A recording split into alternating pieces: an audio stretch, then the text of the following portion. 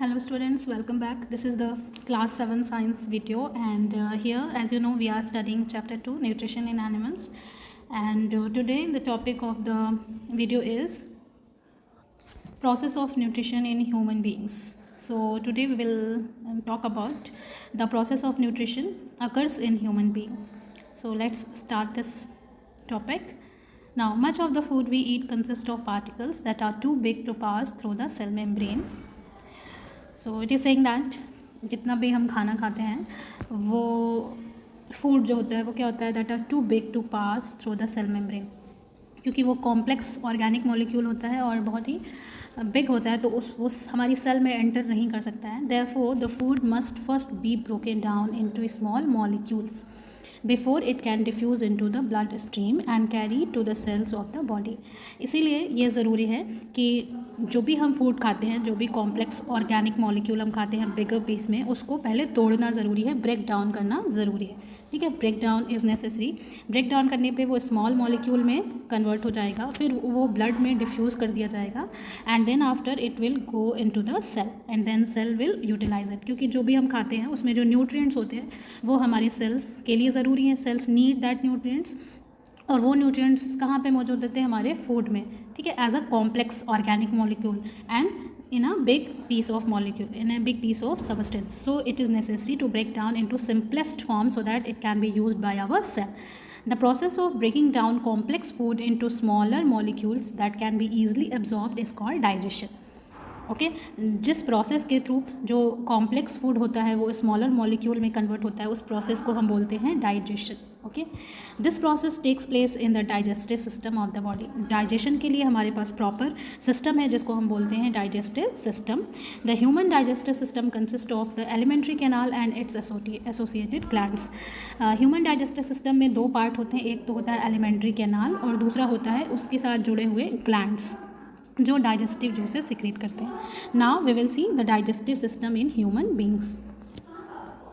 So here in this diagram you can see the human digestive system, and यहाँ पे आप देख सकते हैं ह्यूमन डाइजेस्टिव सिस्टम जो है वो ओरल कैविटी यानी कि माउथ से स्टार्ट होता है and it ends into the anus. ये एनस पर एंड होता है और इसको यहाँ से ओरल कैविटी यानी माउथ से लेकर एनस तक का जो सारा पार्ट होता है उसको कलेक्टिवली हम क्या बोलते हैं? Alimentary canal.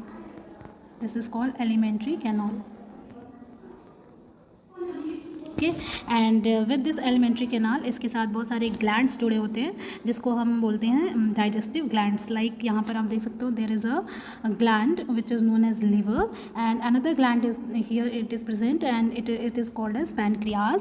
And in mouth एक और ग्लैंड होता है जिसको हम बोलते हैं salivary gland. Okay, so these glands are associated with our digestive system for the process of digestion. So here you can see that first of all in the alimentary canal,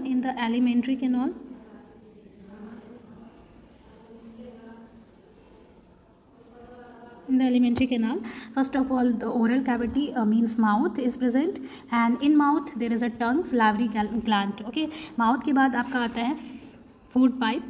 Okay, this is the food pipe which connects the mouth to the stomach. आप ये देख सकते हो यहाँ पे जो इस food pipe को हम एसोफेगस भी कहते हैं.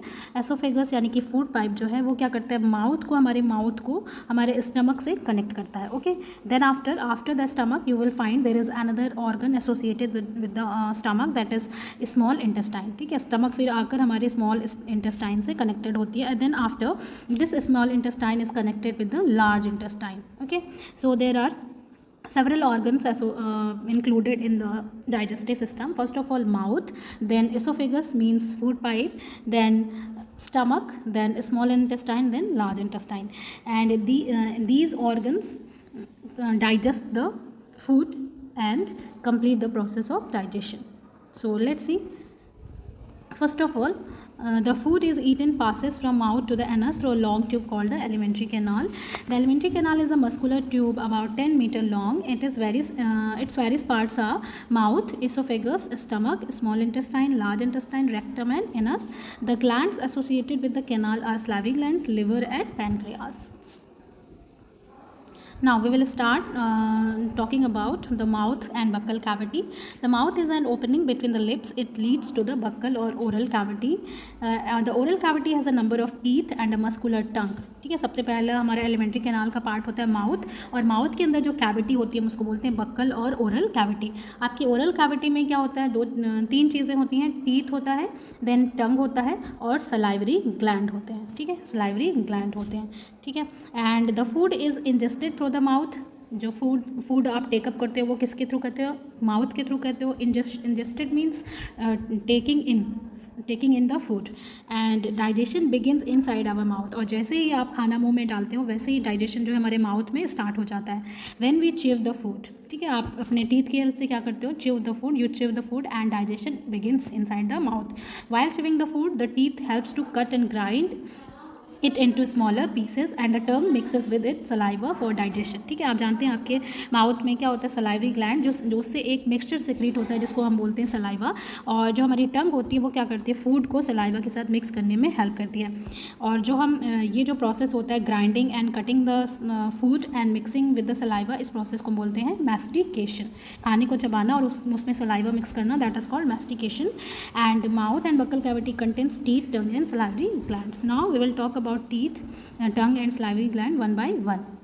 Here you can see the picture of teeth, and you know that there are 4 type of teeth found in our mouth, that is molar, सबसे पीछे molar होता है, then premolar, then canine and then incisor.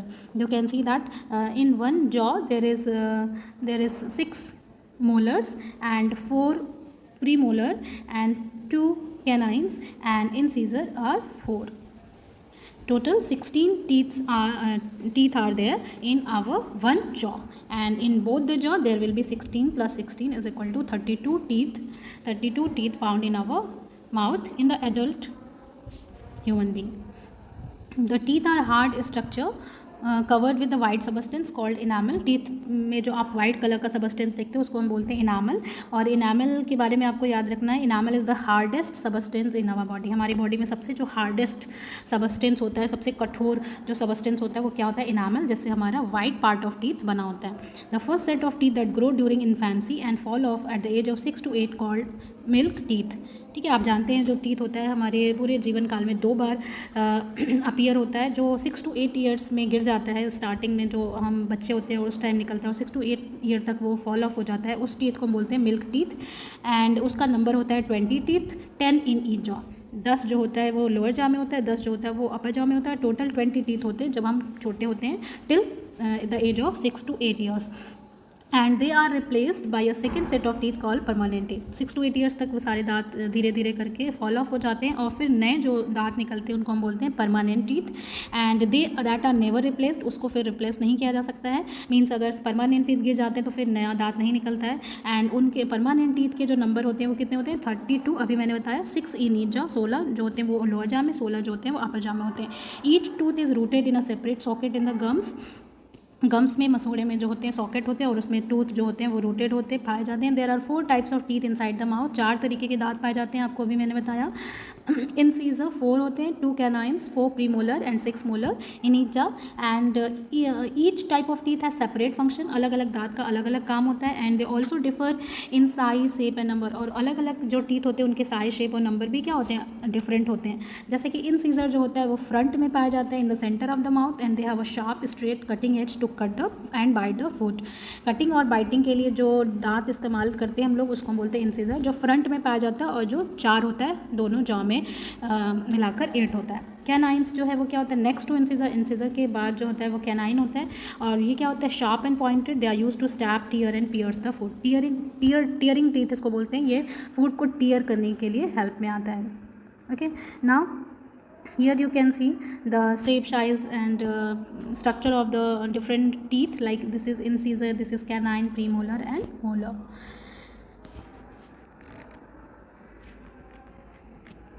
Now premolar and molar are found in at the back side of the jaw. They are used for chewing and grinding food before it's swallowed. Now I will talk about toothache and gum disease. If you don't brush your teeth regularly, a yellow sticky substance called plaque is deposited on your teeth, which initially cause toothache. Bacteria break down the sugar present in the food and release acid, which gradually damage the teeth. अगर हम दांत को regularly साफ़ नहीं करते तो क्या होता है कि येलो स्टिकी सबस्टेंस जो होता है वो कवर कर देता है हमारे दांतों को, और उसको बोलते हैं plaque. That is called plaque. And जब हम दांतों को साफ़ नहीं करते तो कुछ जो फूड के पार्टिकल्स होते हैं they remain in our teeth, and वहाँ पे बैक्टीरिया जो होते हैं वो ग्रो करते हैं, and they release the acid and which gradually damage the teeth, जिससे हमारा दांत ख़राब हो जाता है. टूथ डीके जिसको हम बोलते हैं, दांत का सड़ जाना.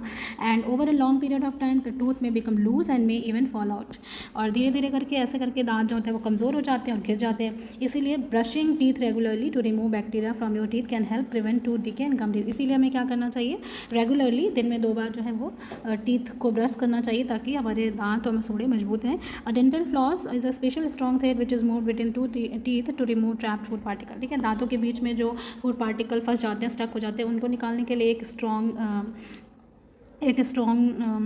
थ्रेड यूज़ किया जाता है, स्ट्रॉन्ग थ्रेड, जिसको हम बोलते हैं, जैसे यहाँ पे आप देख रहे हो there is a thread which is being used to remove the stuck particles between the teeth. इसको बोलते हैं फ्लॉस, एंड इस प्रोसेस को बोलते हैं flossing. Now will talk about the tongue. यहाँ पे आप डायग्राम दे सकते हो टंग का. This is tongue, and tongue पे क्या होता है, टेस्ट बड होता है जिससे हमें टेस्ट मिलता है, जो भी हम खाते हैं उसका स्वाद मिलता है हमें. Tongue is a fleshy muscular organ attached at the back of the floor of buccal cavity. It is free at the front and can be moved in all possible direction, and it helps us in speaking. Tongue जो है वो क्या होती है, पीछे की तरफ से कनेक्टेड होती है और आगे फ्री होती है और ऑल पॉसिबल डायरेक्शन में मूव कर सकती है, एंड ये हेल्प करती है स्पीकिंग में, moving food around our mouth while we chew. ठीक है, खाने में सलाइवा को मिक्स करती है, pushing and swallowing the food inside the food pipe, और खाने को निगलने में भी क्या करती है, हमारी हेल्प करती है. इट हैज़ टेस्ट बर्ड which allow us to know the taste of the food. इसका एक और काम है, इसके पास क्या होते हैं, टेस्ट बर्ड्स होते हैं. टेस्ट बर्ड जैसे आप यहाँ पे देख सकते हो, sour, salty, bitter, sweet, taste buds होते हैं. टेस्ट बर्ड्स की हेल्प से हम क्या कर सकते हैं, जो भी हम खाना खाते हैं उसका हमें टेस्ट मिलता है. नाउ सलाइवा एक मिक्सचर होता है, क्लियर लिक्विड होता है जो सिक्रेटेड होता है सलाइवरी ग्लैंड से इनसाइड आवर माउथ, हमारे माउथ में. It is made up of water and other chemical, and saliva क्या करता है, saliva helps to keep the mouth moist and start to break down food even before it reaches our stomach. It breaks down the starch into the food to sugar. Saliva सबसे पहले तो क्या करता है, हमारे माउथ को मॉइस्टन रखता है, एंड उसके अंदर एक एंजाइम होता है, जो एंजाइम जिसको बोलते हैं amylase enzyme, salivary amylase, and that enzyme break the starch into sugar. ये क्या करता है, स्टार्च को शुगर में कन्वर्ट कर देता है. Now the next part of our alimentary canal is esophagus or food pipe. Esophagus is a tube which runs from the back of the throat down to chest and open into the stomach. Esophagus एक food pipe है, pipe like structure जो हमारे mouth को stomach से connect करती है, जिसके अंदर ही हम क्या करते हैं, खाने को स्वेलो करते हैं. और एसोफेगस में एक मूवमेंट होती है जिसको बोलते हैं पेरिस्टाल्सिस. पेरिस्टाल्सिस एक wave like construction and dilation होता है जिसके थ्रू खाना जो है वो आगे पुश होता रहता है, आगे पास ऑन होता रहता है, और खाना जो है वो धीरे धीरे करके पेरिस्टाल्सिस के थ्रू जो है वो स्टमक में एंटर कर जाता है. एंड नेक्स्ट आफ्टर एसोफेगस आपका जो एलिमेंट्री कैनाल का पार्ट होता है उसको बोलते हैं stomach. Stomach it is a thick walled muscular bag with the lining of that contains digestive glands. Stomach एक थिक वॉल्ड मस्कुलर बैग होती है और जिसकी इंटरनल लेयर होती है उसमें बहुत सारे डाइजेस्टिव ग्लैंड्स होते हैं, और उस ग्लैंड से important secretions, important chemical secrete होते हैं. जैसे पहला है म्यूकस. म्यूकस जो है वो स्टमक के वॉल को एसिड से बचाता है, गैस्ट्रिक जूसेस से बचाता है. डाइजेस्टिव जूसेस कंटेनिंग पेप्सिन, जो डाइजेस्टिव एंजाइम स्टमक में पाया जाता है जिसको बोलते हैं pepsin. They help in break down the protein into simpler substance. Pepsin enzyme is used to break down the protein into amino acid.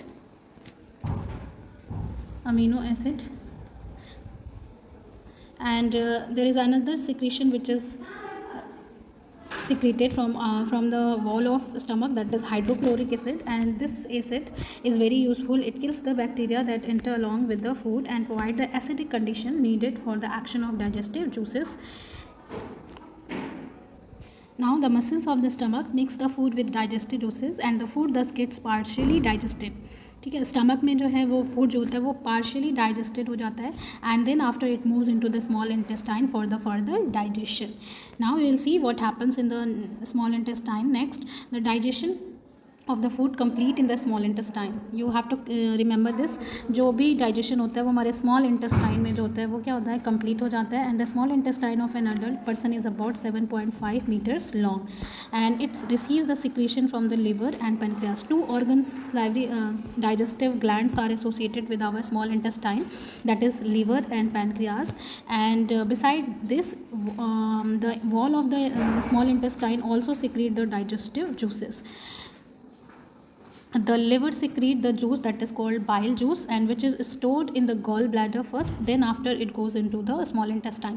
जो भी लीवर से जूस सिक्रेट होता है हम उसको बाइल जूस बोलते हैं. और बाइल जूस सबसे पहले जाकर गॉल ब्लैडर एक ऑर्गन होता है उसमें पहले स्टोर होता है, then after it goes into the small intestine. Fats are more difficult to digest than protein and carbohydrate. This is because they are not soluble in water and bile helps to break down fats into tiny droplets that can be further digested. जो ये bile juice होता है liver से secrete होता है उसका काम क्या होता है कि फैट को टीनी ड्रॉपलेट्स में तोड़ देना ताकि वो आसानी से डाइजेस्ट हो जाए. Now will talk about the pancreas. Pancreas एक लार्ज क्रीम कलर का ग्लैंड है प्रेजेंट जो कि स्टमक के नीचे प्रेजेंट होता है और उससे जो जूस सिक्रीट होता है, जो भी केमिकल सिक्रीट होता है उसको हम पैनक्रियाटिक जूस बोलते हैं. और जो भी जूसेस में एंजाइम्स होते हैं वो कार्बोहाइड्रेट, फैट एंड प्रोटीन को डाइजेस्ट करने में हेल्प करते हैं. एंड स्मॉल इंटेस्टाइन में पैनक्रियाज का सिक्रीशन जो होता है वो ऐड होता है और जो है वो जो जितने भी फूड स्टफ होते हैं उसको कम्प्लीटली ब्रेक डाउन कर देता है. कार्बोहाइड्रेट जो होता है वो सिंपल शुगर में कन्वर्ट हो जाता है, प्रोटीन अमीनो एसिड में कन्वर्ट हो जाता है और फैट जो होता है वो फैटी एसिड एंड ग्लिसरॉल में कन्वर्ट हो जाता है. नाउ जो एक स्टेप होता है absorption and assimilation. Small intestine में जब डाइजेशन कंप्लीट हो जाता है तो जो भी डाइजेस्टेड फूड होता है with some vitamins and mineral ये एब्जॉर्ब कर लिया जाता है by the walls of the small intestine and then transferred into the blood stream. जो भी डाइजेस्टेड फूड होता है उसको स्मॉल इंटेस्टाइन की वॉल के थ्रू ब्लड स्ट्रीम में पहुंचा दिया जाता है and this process is called absorption. And the small intestine is the longest part of our alimentary canal. Inner surface of small intestine contain a large number of finger like projection called villi and singer villous.